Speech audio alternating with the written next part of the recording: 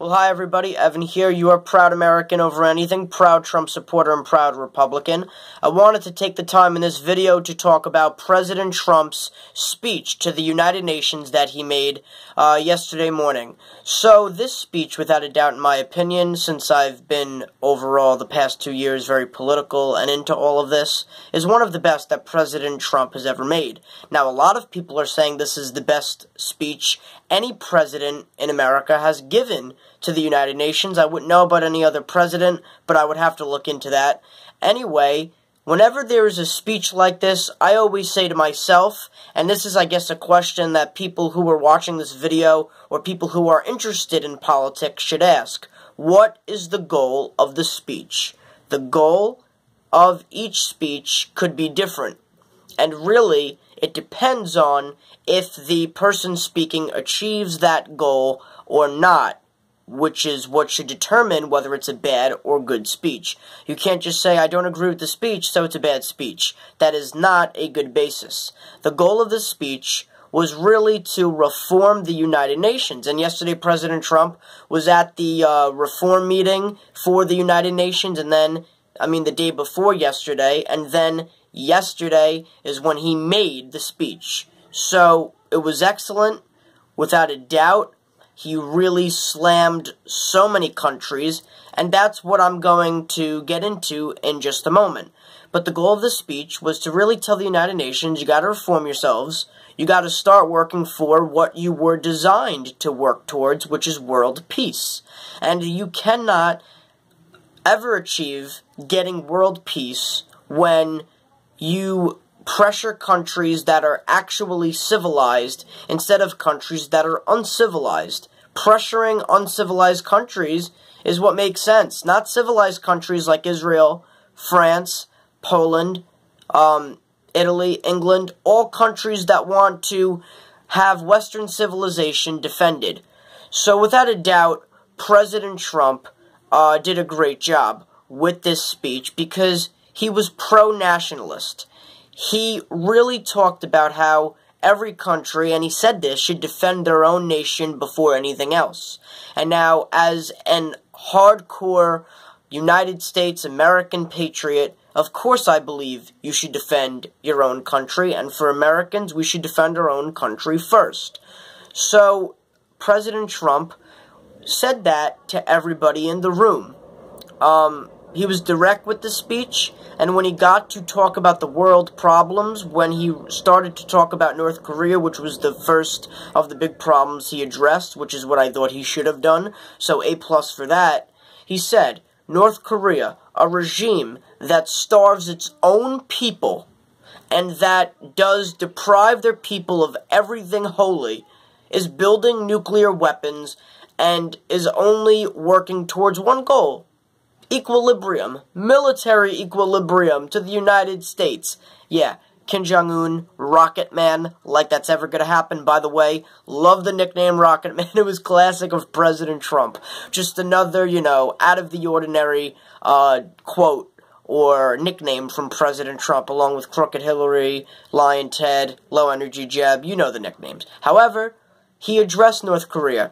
And he said that if North Korea continues, that we will have no choice but to totally, take North Korea off the map. He said it exactly, if we have no other choice, then we will have to completely destroy North Korea.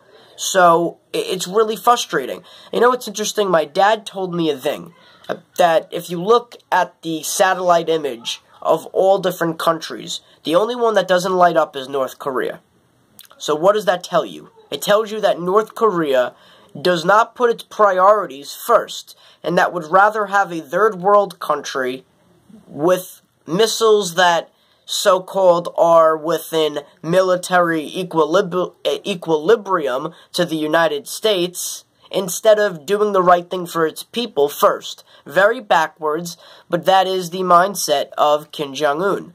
So, President Trump said, this has to stop. And he also said to all the other countries, which was spot on, why are you even trading with countries? With North Korea. Why are these countries trading with North Korea? And it's really true. They should not be in any way supporting, because it's almost just like supporting North Korea when you trade with them. And that's really terrible for a organization like the United Nations, which is supposed to prevent war and push for world peace, is actually doing the quite opposite. So he also spoke about Iran. Talked about, which I agree, and a lot of people do, that the Iran deal was one of the worst deals ever created in American history. Now, a lot of people are skeptical of this criticism from Trump, conservatives, and anybody who is not an Obama lover. So let me explain to you why the Iran deal is bad. Number one, it's giving billions and billions of our taxpayer money away to a country that still chants death to America, disgusting, disgusting, disgusting. They chant it every day. They want to hurt America. We gave them billions, we being Obama and his administration, John Kerry, his administration, all those wonderful people, of course, wonderful administrative people, and we gave billions to them, and we said to them, oh, you know, we'll give you this money if you don't build an atom bomb in 10 years. To me, I would define that as treason. Basically giving money, which could be substituted in the future for building an atom bomb. Now, people think that this was a thing that's really going to work for world peace. This is not anything that's going to help achieve us to get to world peace, or to peace with Iran, is what I meant to say, peace with Iran. But this kind of thinking to Obama is what he thought would get us to world peace. So none of this kind of stuff is going to get us to world peace. And it's not going to get us to have peace with Iran. Iran has said multiple times they want to blow Israel off the map. And that's disgusting. Israel is a great country with great people, just like America. Democratic people. Okay? Different side of the world. May have, you know, a different format of living than America, meaning in little ways here and there. They may not be exactly the same. But for overall, they're just like us, democratic, law-abiding, good, civilized people. And Iran wants to wipe them off the map. And this is what Trump was saying to the United Nations.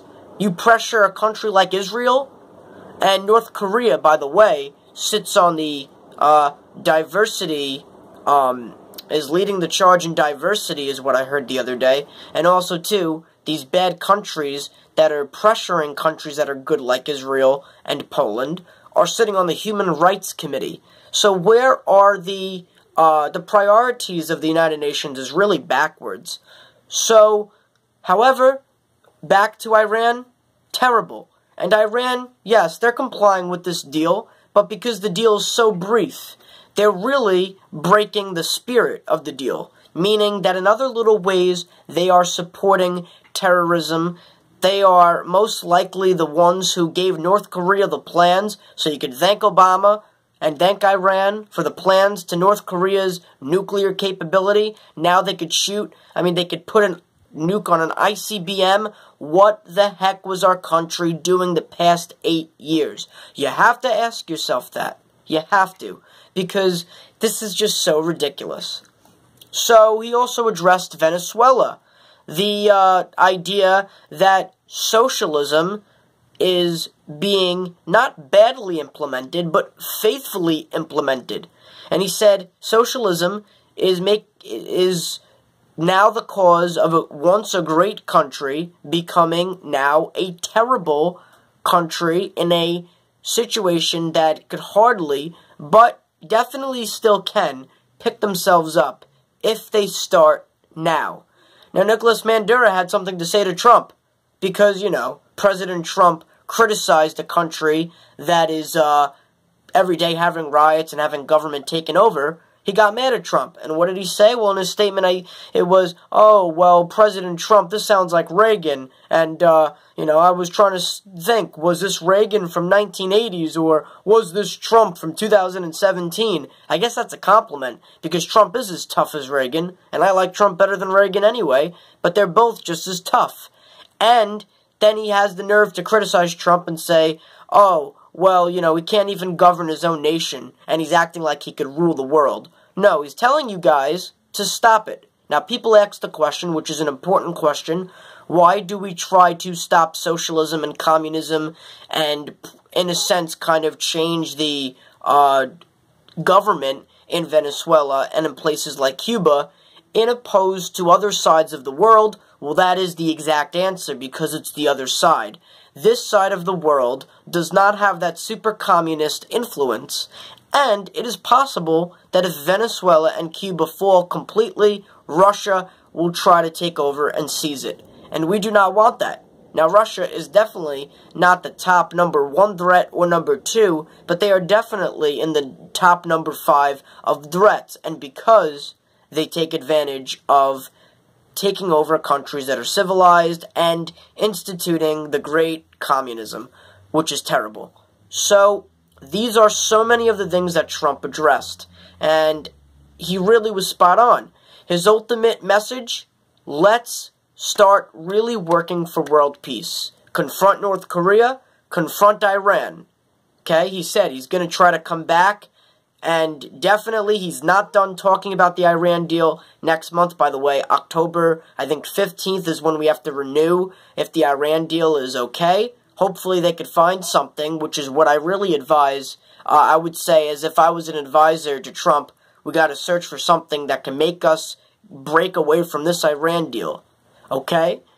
And we need to have North Korea really, even tougher sanctions. Now, Trump thanked the many countries that voted with the sanctions, like China and Russia and other countries that haven't been really helping us, but now they started to a little bit. But he said that's only the beginning. So North Korea, Iran, and Venezuela were all priorities of President Trump's speech, and of course, these are the things that the United Nations has to work on. Stopping terrorism is something else Trump talked about, which is important. Working to stop terrorism and to stop funding terrorism. And Trump looked so many of these leaders in the eyes, and you know why they're mad? Because they know that he is 100% correct, and then you have the liberal outrage, which is crazy. This was a necessary speech. Obama failed in 8 years to work towards world peace. He did the things that people never should do, which is give our money, our sense of strength, and our country, in a sense, away. That is what happened. 3 failed administrations, Clinton, Bush, and Obama, all never were effective in ending the North Korean regime, never were effective completely in stopping the bad regimes. Instead, they always gave money and always bribed and always did almost treasonous kinds of things, whether it was Uranium One or whether it was the Iran deal. So, I hope you liked what I had to say, and thank you for watching. And as always, make America great again. Thank you, everybody.